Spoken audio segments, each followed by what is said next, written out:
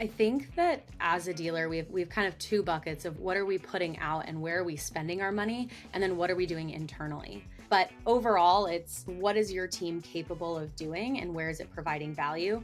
Do I believe that as a dealership, you need to cut different types of content for every platform? No, not necessarily. We can repurpose it. I encourage salespeople to have their own accounts or just your associates in general. Don't forget fixed ops, like technicians. The things that you see every day are wild. Tell those stories, teach your customers, build a relationship. I think people forget that people are very curious about automotive. Everyone drives a car and no one likes coming in to have their car serviced. So how can we make that a positive experience by bringing them in? Welcome to Retention Roadmap, navigating service success for new car dealerships. I'm your host, Bill Springer, and today's podcast is sponsored by DriveSure. DriveSure helps new car dealerships remain the go-to provider for maintenance, tires, and repairs. For more information on how DriveSure can help your dealership retain more customers for scheduled maintenance, tires, and unplanned repairs, go to drivesure.com/dealership solutions. Today, I'm excited to welcome Savannah Sims, an up-and-coming leader in the automotive industry. She serves as the Director of Marketing and Business Development for Sims Auto Group and plays a key role at Freddie Media, helping dealerships and other businesses strengthen their brand and customer engagement. Recognized as an Automotive News 40 Under 40 honoree, Savannah has also just shared her expertise on the NADA panel Thriving in a Tough Market. She is at the forefront of modern dealership marketing strategies that drive customer retention. In today's episode, we'll explore how dealerships can leverage digital marketing, branding, and customer engagement to create long-term loyalty. So let's get started. Welcome, Savannah. Great to see you. Thanks so much for having me. Absolutely. So let's talk about right off the bat about NADA. So we were both just there, and tell me about your experience there and the panel you were on for thriving in a tough market. It was definitely an NADA to remember, and I love NADA. It's great to see old friends and make so many new friends every year, but this year was different. How many canceled flights did you have? You know, I was fortunate. I had one canceled, and I was able to get on a direct flight that evening. So I was really lucky. That's really great. Yeah. We had 5 creators going, I believe. So there were, I think, 6 or 7 of us on the team trying to make it out there. And at one point, we were toying with the idea of renting a shuttle and calling it the Russ Bus of Russ Flips Whips because we all had to get there and we're like, someone will sponsor this. This will be great content. But I couldn't bear being stuck in the car for that long in a Yeah. snowstorm. I I, was on my 7th flight by the time I got there. oh my gosh. Yeah, I heard people taking Ubers from Houston, driving from Michigan, chartering flights from Baltimore. It was crazy. I Yeah. think my favorite one-liner was job interview question 2030. Did you make it to NADA 2025? Because it says so much about your commitment and Yeah. your character if you Yeah. were going to get there. Absolutely. I agree. I agree. And you know what we found is that particularly the dealer personnel that were there, they made a real effort to be there. So they were serious. You know, they weren't there to just have some good food and have a few drinks. They were there to really engage. And so the engagement, you know, we found was really good. Not only in the workshops that I did, but just talking to people on the floor too. This was the first time I wore 2 hats of the dealer hat as well as maybe you call it media or maybe you call it a vendor hat. But it was interesting how much room there was on the floor. And I could Yeah. understand how some brands were, maybe disappointed with the attendance rate. But the conversations you had were so much more rewarding. And I've been surprised talking to vendors on the success and the conversions from the show so far. Yeah. Agreed. That's great. That's great. Really So let's talk a powerful. little bit about, you know, you're very involved in marketing and digital marketing. So, you know, as we move into 2025, Savannah, deeper into 2025, I should say, you know, how can dealerships better use marketing and branding to strengthen really their service retention and their relationship with their customers, you know, just beyond that initial vehicle purchase? I think that as a dealer, we've kind of two buckets of what are we putting out and where are we spending our money, and then what are we doing internally. But going into 2025 and 2026, what we need to keep in mind is how resourceful we are and what we have within our stores already. And so looking at where are we spending our money digitally and how much of that can we bring in house. And I'm not talking about graphic design and SEO or any of that, But what do the customers want? And what does our community need? It's value. And who's better than the experts that are already under your roof? And so I'm such a strong believer in social media. Obviously, now having this career with Freddie Media and this new business, but we're able to see the conversions happen there and the relationships with the customers and the trust all the time. Everything we're doing is trying to build trust, but why are we sending an email newsletter with all of our inventory? What does that do? Right. Hmm. Right, right. So what type of strategies, we'll get into social media here in a minute, but just in general, what kind of strategies have you seen work best for dealerships to kind of create that long-term loyalty through marketing? I think, Bill, when you start your day as a general manager, where are you starting the day? In the back at the shop, right? Because that's gonna Hopefully. be your heartbeat, hopefully, right? Yeah. And so starting there and then working your way forward is how we need to think about our marketing and retention. Are we talking about who's your customer? Is your customer the one driving into the service drive, or does it start with your technician? Because they're so hard to hold on to and they're so hard to find to begin with. So I would say the first thing is looking back there in terms of our marketing. What are we doing to have the strongest team beside us? And then working our way forward to the drive. Hmm. So some of those can be kind of the team and the culture, but what resources are available to them as well. Yeah. You know what? I think you make a very good point there, Savannah. One of the things that was pointed out to me a long time ago that makes an awful lot of sense is that whenever you're instituting an initiative at a dealership, or really any business for that matter, your first customer is your employee. It's the employees, particularly on the front line, that need to be committed to whatever the initiative is. There's a difference between buy-in and commitment. Obviously, you want buy-in, but getting their commitment up front is really key, because if you don't get that commitment from the frontline personnel, from the service advisors, from the technicians, it's not gonna work in the long run, and it's not gonna come through to your customers the way in which you want it to. So really treating your employees really as that first constituency that needs to be sold is, I think, is absolutely essential. And we spend all of our money to acquire new customers and more cars coming in the drive or to leave the lot, right? And so if you think about if we could retain those initially and do a better job today, how is that helping our marketing in the future? And that starts with the people. Yep. Amen. Couldn't agree with you more. So let's talk a little bit about social media. I think that virtually every dealership has some type of social media presence, but it seems to me that there's a big gap between those who just do it and those that really excel at it. And what do you see is some of the things that dealerships who really do excel with their social media, what are they doing differently than everybody else? I just immediately see yellow rubber duckies and I'm thinking of Mohawk Chevrolet, right? Like you have a personality, you have a brand and they know your people rather than you're standing next to a piece of inventory and you're like, "Hey, I just got the new 2025 Highlander," and no one cares. We know you have it. You're a Toyota store. Congratulations, right? I mean, I guess Yep. it's exciting we have inventory. That's a big win at a Toyota store, but what are you doing on a daily basis to provide value? And maybe the value is building rapport and building a relationship, and they know that that's Kelly and Kelly's my advisor, and there's a storyline. So you have kind of different sides of, is it a story and is it something like Camino Chevrolet in Los Angeles that's built a whole cast and they have the showroom, or it's out at, it's funny because I feel like a lot of these stores that have this are Chevy stores.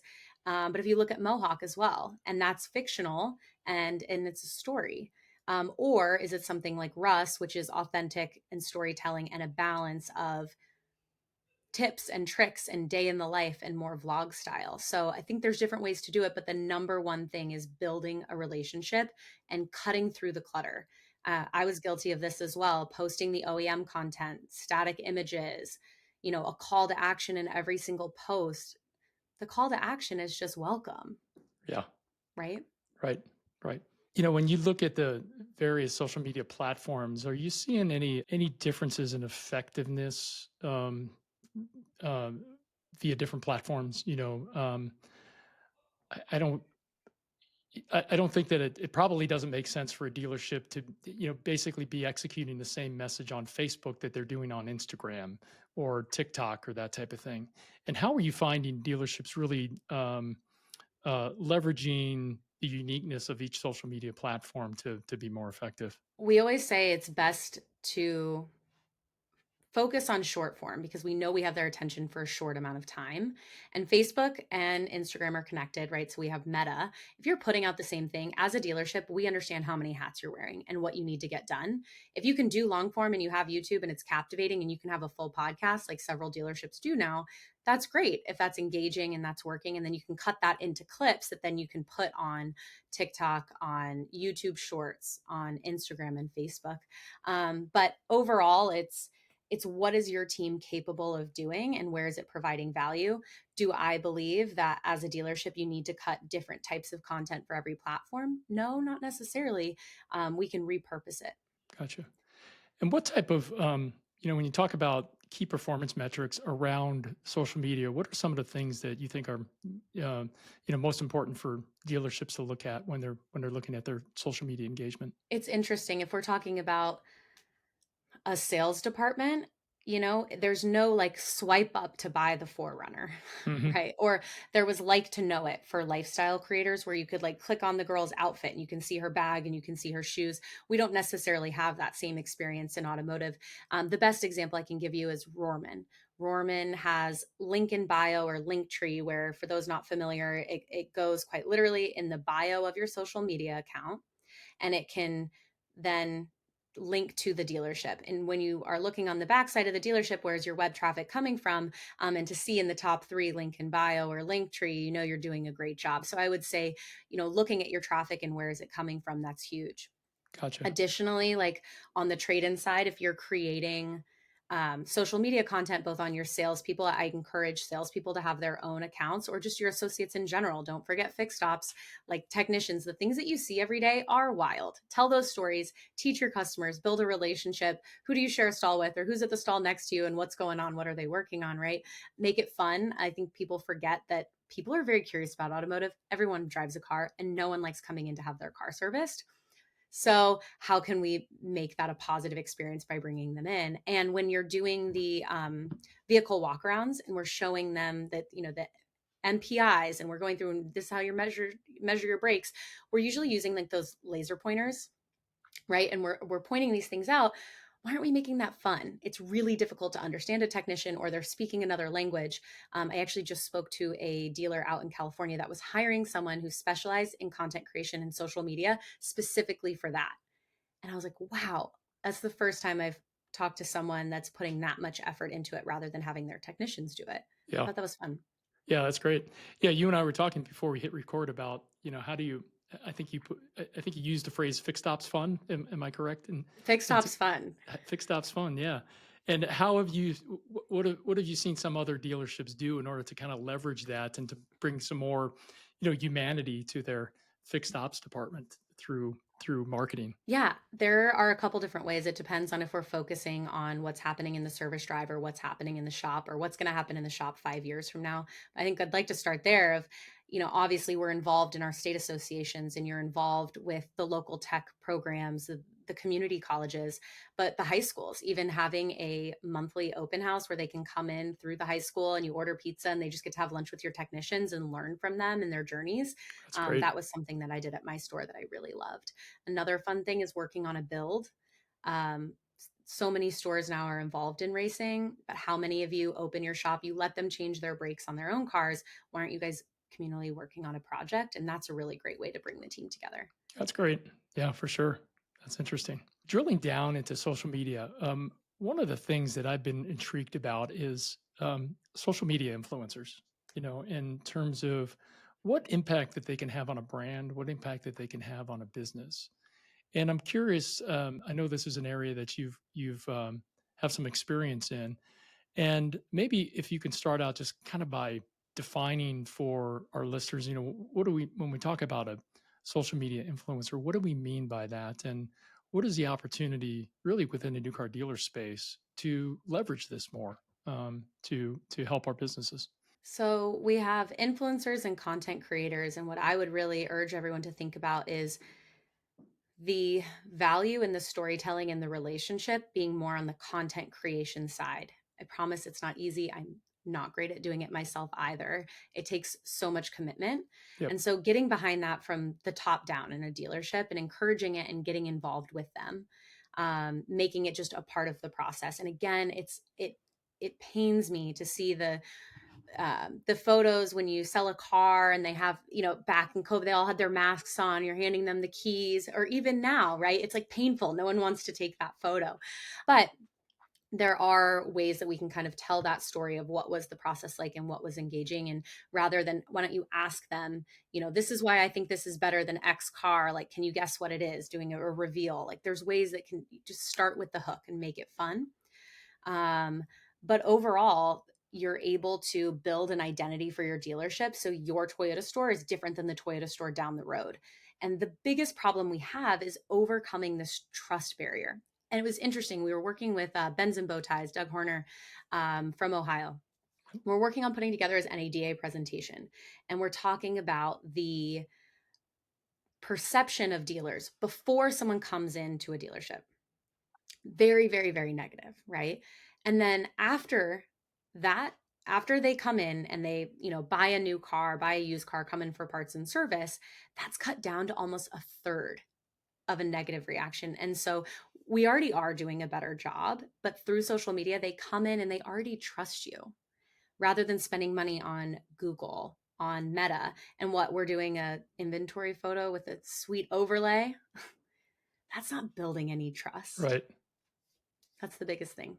Yeah, for sure. Yeah, I'm familiar with Doug's social media channel. Has done a really nice job with that and kind of lifting the curtain to show what's going on behind the scenes. Really, I think probably does increase. I'm sure it does increase trust and transparency with the ultimate customer. It's been interesting, like paying attention to influencers or content creators in our industry because I believe this is new. But we always had our LinkedIn industry influencers, right? And you and I could Sure. rattle them off for hours, I'm sure. And they've done a phenomenal job and been great leaders and mentors to all of us over the years. But with these creators, they're all so different, and the way that they engage with their audience and the value that they provide. Some are more serious. Ben is exactly like, or even Doug. Doug has his bow tie and he's a little more structured and uptight. And Russ is goofy. He travels everywhere with all of his steaks for his carnivore diet, and he's very funny. And he's got his Pokemon in the background when you have a Zoom call with him. And Brian Mello, who does like automotive news, he does split screens. Um, he's not like he is truly reporting the news, and he's not even in his dealership where he is a marketing director. So there's so many different ways to do it, and I think it's just lean into who you are. And you have no followers when you start, no one's watching. So Right. just to kind of lean into your personality and your store's personality and welcome them in. So I would be remiss if I didn't ask you, the obligatory question about your opinion on AI and what it might mean in terms of particularly around dealership marketing in general. What you're thinking, as we sit here in early 2025 about the impact that AI can have on specifically on dealership marketing. I think it's such a buzzword. I'm like exhausted you just saying that question after being at NADA. It was such a buzzword. And Right. I think it's funny. We were talking about like automated lead responses, and someone had claimed that they basically invented AI. It was like 15 years ago. So, what is AI? I think is like the bigger question, right? And how are we implementing it? And I think there's ways that it can really, really help. And there's ways where it can hurt you and it can get in the way. And one of them would be, in my opinion, phones, right? Like I was just speaking to John from Freddie Media, and he has an older Highlander, and the car died. We thought something was seriously wrong with it. Turns out it was just the battery, and he's having trouble getting through to the dealership because of the phone system and how many layers of technology there is. But then again, he's getting an AI call for him to trade in his car, and it's not even the right car. So working backwards into what solutions do we have and are we using them correctly? Yep.